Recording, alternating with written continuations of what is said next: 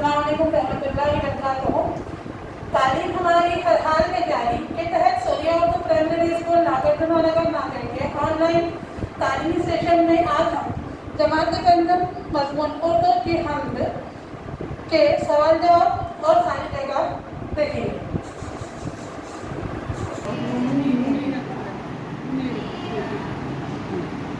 سوریا school کے پیارے طلباء و طالبات، آج ہم یہاں پر جماعت گندم کی حمد کے سوال جواب دیکھنے والے ہیں، جس میں پہلا سوال ہے، ایک جملے میں جواب لکھیے۔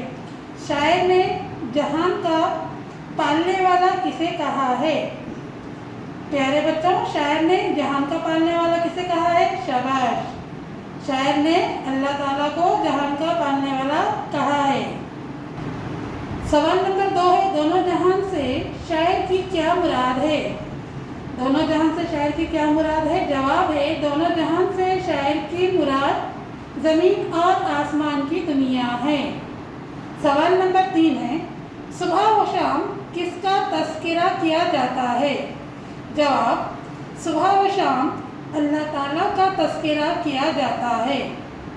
سوال نمبر 4 ہے، وہ مصرع لکھیے جس میں زندگی اور موت کی طرف اشارہ ہے۔ جواب، مارتا ہے تو ہی جلاتا ہے، اس مصرعے میں زندگی اور موت کی طرف اشارہ ہے۔ سوال نمبر 2 ہے، نظم کی مدد سے خانہ پوری کیجیے۔ پہلی خالی جگہ ہے، سب کے ڈیش پہ نام ہے تیرا۔ پیارے طلباء و طالبات، ہم کو خالی جگہ میں کیا بننا ہے؟ سب کے ہونٹوں پہ نام ہے تیرا۔ صرف خالی جگہ میں کیا آئے گا؟ ہونٹوں۔ اس کے آگے ہے ڈیش، صبح و شام ہے تیرا، تو اس خالی جگہ میں کیا آئے گا؟ تذکرہ صبح و شام تیرا۔